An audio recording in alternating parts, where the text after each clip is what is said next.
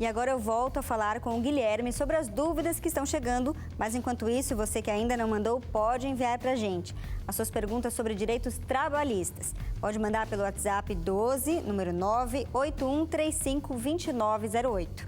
Guilherme, o Marcelo Almeida, do Rio Grande do Sul, pergunta: com a nova lei, como fica quem tem mais de 10 anos na função gratificada? Ele é bancário. Na verdade, nada muda. Primeiro que a nova lei não trouxe nenhuma mudança específica para o bancário ou para essa função específica dele.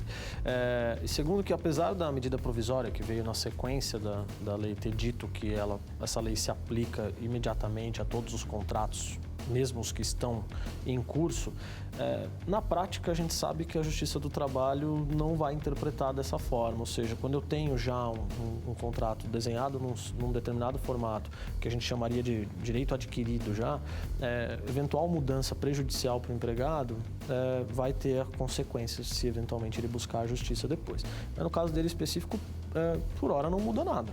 Ok. Agora, uma pessoa não se identificou, diz que ganhou uma causa de uma empresa que trabalhou desde outubro de 2017. Mas até hoje o advogado não pagou. O que deve fazer? Como é que funciona um processo trabalhista? Quando a pessoa ganha, esse dinheiro vai para ela e ela repassa para o advogado, ou é o contrário? Na verdade, não existe uma regra, existe a prática. Na prática, como o advogado ele recebeu poderes para isso, ele tem procuração, ele tem, em tese, uma relação de confiança com o seu cliente e ele é que adota todos os atos no processo. Quando a empresa efetua um pagamento e o juiz expede um alvará para levantamento desse dinheiro, o advogado é que retira esse dinheiro. E aí, também via de regra, o advogado deve fazer a retenção dos seus honorários e repassar para o seu cliente imediatamente. Então, nesse caso, eu recomendo que procure o advogado para que ele efetue o repasse, procure entender se eventualmente recebeu mesmo, se o advogado já conseguiu levantar o dinheiro. Às vezes tem algumas questões no processo que o cidadão leigo, que não está acostumado, acaba não sabendo como funciona e tem coisas que demoram, infelizmente demoram. Agora, caso realmente ele tenha recebido, esteja se recusando a fazer o repasse, etc., ela pode procurar a OAB, a Ordem dos Advogados do Brasil, para fazer uma denúncia, para que a OAB tome providências em relação a esse profissional. Perfeito. Outra pessoa que não se identificou diz que ganhou uma ação trabalhista e foi expedido um alvará de levantamento há 30 dias. Liguei para o meu advogado e ele falou que faltava o juiz assinar. Isso procede? Procede, é comum isso ocorrer. Isso cada vez mais deixará de acontecer, porque hoje os processos eles estão eletrônicos, os alvarás também estão eletrônicos, mas eles precisam de uma assinatura eletrônica do juiz. E com o passar do tempo, agora os valores recebidos em processo, eles vão ser transferidos direto da conta do judiciário para a conta indicada. No caso, a conta do advogado, ela está cadastrada no tribunal respectivo.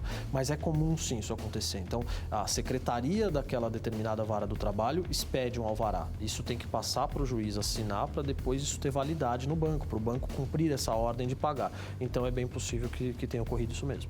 Ok. O Wilton, de São Paulo. Motorista de ônibus pode dirigir e cobrar?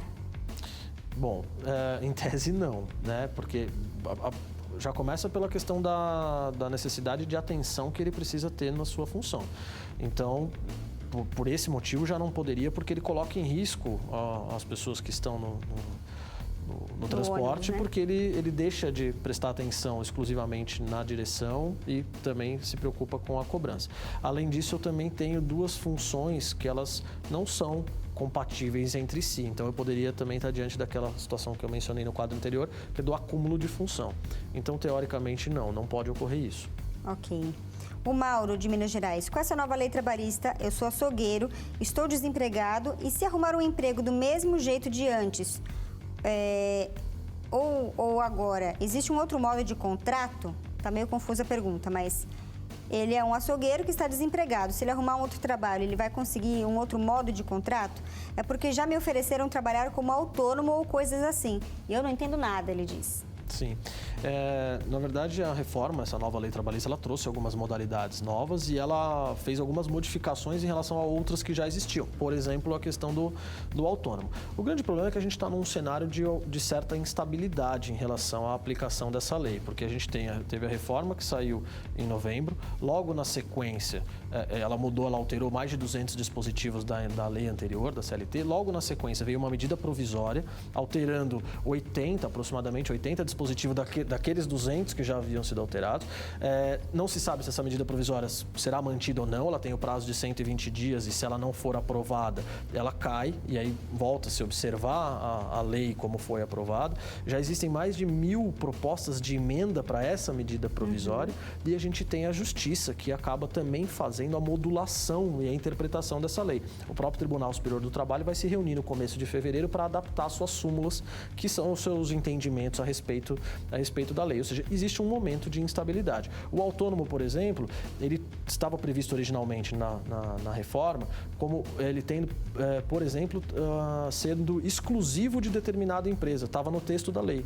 Isso se mostrava incompatível com a ideia de autônomo, a exclusividade para determinada empresa. Aí a medida provisória alterou essa figura, tirou a palavra exclusividade. Então é possível que proponham a ele trabalhos na condição de autônomo, mas que na prática não será um autônomo, será um empregado que preenche os requisitos do vínculo. Ou seja, por mais que a reforma tenha trazido novas formas de contratação, se as empresas burlarem a Constituição Federal, elas vão estar contratando de forma irregular, autônomo, intermitente, enfim.